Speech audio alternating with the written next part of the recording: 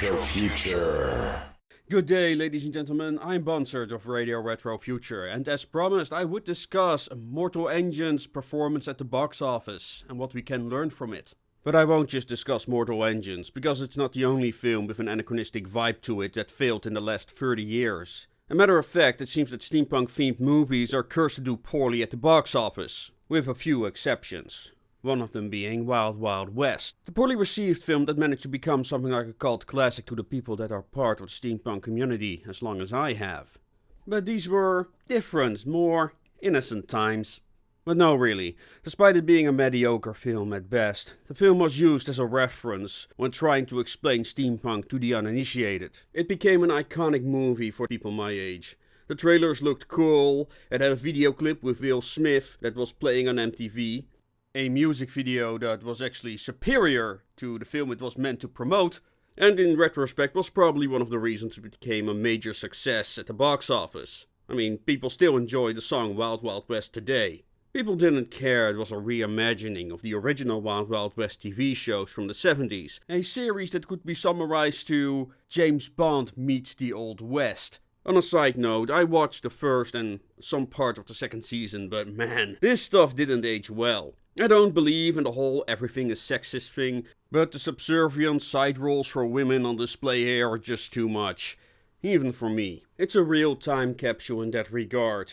You watch it now in order to learn how people enjoyed their entertainment back then. But the later seasons did show the whole aspect that would become known as Weird West. You know, that genre is so popular in the States. Wild Wild West, Cowboys vs. Aliens, Tremors 3. Nobody? No. Anyway, most movies with similar aesthetics became box office flops. City of Lost Children from 1995, with Ron Perlman in the lead, was probably the worst, making less than $2 million out of an $80 million budget. At least that is what I thought. Mutants Chronicles, with Ron Perlman in one of the lead roles, did even worse, making little over $2 million out of a $25 million budget. 2001's Atlantis: The Lost Empire by Disney. Okay, that one became a financial success, but got critically panned these days. But it has both Disney's names and that of the Atlantic myth behind it, so it's still memorable for that reason. But at least Hellboy, also with Ron Perlman in the lead, did well. Wait, that's not... Are you serious? But yeah, 2004's Hellboy did pretty well, making $100 million with a budget of $66 million. But that was an established World War II franchise by Dark Horse Comics, so it doesn't really count. Also, did you know Ron Perlman did the narration for most of the Fallout series?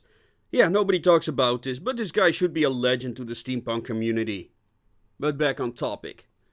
2002's Treasure Planet by Disney, a great film, was sabotaged by executive meddling. 2004's Steam Boy flopped, due to reasons I explained in my review of that movie.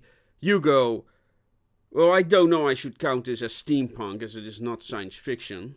I mean, it is about science fiction. Still, it exceeds its budget by very narrow margins for industry standards. And after Hugo...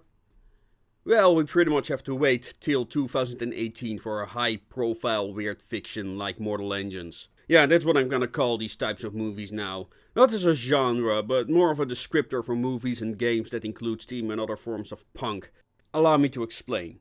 Mortal Engines, like most science fiction, is a high-concept story by Philip Reeve. It's about a world where cities are driving around after human civilization was destroyed in something called the 60-Minute War. So it could be called post-apocalyptic science fiction. But especially with Mortal Engines, this is the type of futurism that enters the realm of fantasy. Sure, driving cities sounds cool, but it's not a plausible idea. The mobile cities are not just too large, they're also too high. Then there are other practical aspects like, why would anyone maintain such a lifestyle for over 1,000 years? I mean, the first generation of nomads should have figured they wanted to settle down somewhere permanently after all the earthquakes were gone. But that's kind of the point in the books and the movie. This is not a sustainable way of life. In order to sustain themselves, these cities must catch and digest smaller cities for fuel and other resources, like predators. A society that needs a non-renewable source of energy that's not willing to adapt to a reality where they cannot maintain this forever? I'm glad I don't live in such a society. Oh, wait. In other words, the mobile cities are an allegory for our own society and the exploitation of lesser nations. That's also the meaning of the title, Mortal Engines. Engines that cannot be sustained. The point is not to create a future society, but to communicate a message. As a positive to the book, Reeve does not beat you over the head with this message, but on the downside, it's not a very credible setting. But just as the Star Wars films that came after the originals, he tries to present it as such. George Lucas made it work in the original Star Wars films by focusing on the characters and the narrative. In the prequels, he tried to make it realistic with politics and giving it scientific explanations, but instead of making it more credible, he made it less believable instead. Did Reeve make the same mistakes in the book? I asked around on social media, but no one could recall any time where the physics-defying mechanics of the mobile cities get explained. And the reason for that is, Reeve probably did not care.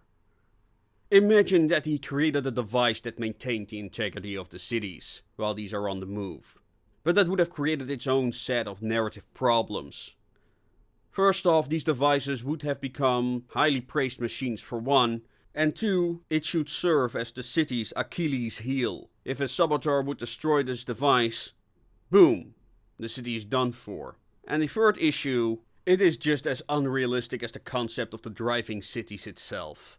In other words, you would attempt to create a pseudo-scientific device to hide the pseudoscience behind the subject you are trying to justify. So that would have just been a non-solution. So maybe Reeve just choose to ignore it instead. The same goes for the politics in the book, which is purely about Reeves considers to be the good and the bad guys. Those two sides being the moving cities at one side and the anti-traction league at the other.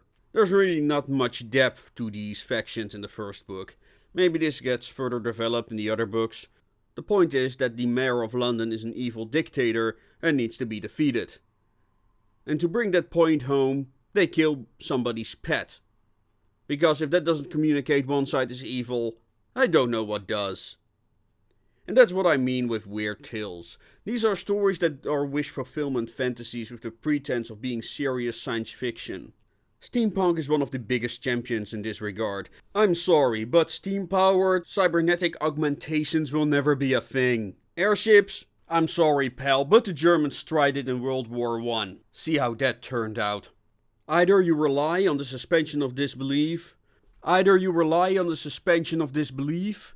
or you create a fantastical device that allows whatever impossibility you have in mind to become probable. This might be the reason steampunk can so easily become fantasy. You might create a scientific sounding reason why machines work the way they do, they still have no basis in reality. But what can make it science fiction is that the consequences of such machines existing are still being explored. Let's bring that back to Mortal Engine's financial failure. The first hurdle is, it hit cinemas during a rough period, with many popular films coming out, like Into the Spider-Verse, the remake of Mary Poppins, Fantastical Beasts, Bumblebee and Aquaman. So people were not interested to spend their money on some unknown property. Mortal Engines was an expensive movie to produce, somewhere around 150 million.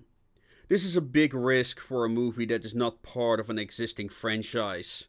Their intention was to remake the entire series by Philip Reeve, so they probably figured, go big or go home. Well, I guess they ended up dead in the water instead, because the reviews rate the movie at mediocre at best. As of writing, it has a 26 critical rating on Rotten Tomatoes and a 60% by the general audiences. One major criticism is that the movie has an identity problem and ended up stealing ideas from many other films, Star Wars being the most notable. And I guess that is true. Beside the metaphor for modern civilization, very few themes in the books made it to the big screen. A major theme in the book was trust. As Tom, the protagonist, starts off as a naive boy with an almost blind belief in his superiors, like the character of Valentine, the main antagonist. His idol, Valentine, betrays him, and then he gets drugged by slavers, and Hester is not a reliable leader. Before the end, Tom is unsure who he can trust, making him very suspicious of other people's intentions. The film has none of this. It doesn't have much in the sense of character development at all for Tom, just for Hester, who acts like a troglodyte for most of the book, until her love for Tom saves her. I guess. A character who did fare better in the film was Shrike, who was wonderfully done, and his relationship with Hester was better fleshed out, in my opinion at least. As a result, I genuinely cared when he died, but the movie needed more of this. Now, not everything was negative. Critics were impressed with the visuals and the world building, but also believed that was all the movie had going for it. But I don't think the negative reception or quality are the primary reason. There are spectacularly bad films that did extremely well in their opening weekends, and most of these were remakes or based on far more popular books. Let's say the Twilight movies. Terrible movies based on terrible books, but they get butts into seats. As a matter of fact, some people will watch them just to see how terrible they could make them. That is why over 80% of these films are non-original works. Audiences prefer the familiar. And colorful, unlikely settings like Mortal Engines? Man, those have the marketability of French artsy films like The Fifth Element. Sure, there's a market for these, but to mainstream audiences, these are just for hipsters, pretentious art students, or steampunks. As a result, movies such as these are unlikely to attract many people in their opening weekend, and if these audiences are unimpressed as well, it's unlikely to make them financially viable on the long term. Now, if such movies were made with more regularity, and were better, maybe these could become successful.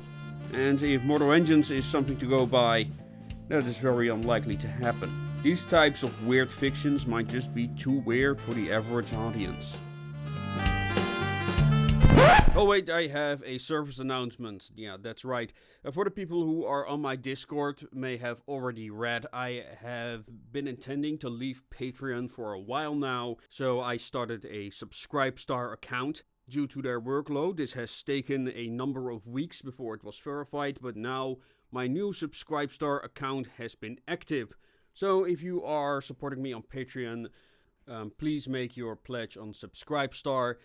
If you want to support me any other way, I also have a PayPal account. So if you have been intending to support me for a while now, you can do that through these links down below in the description. Thank you very much for your support.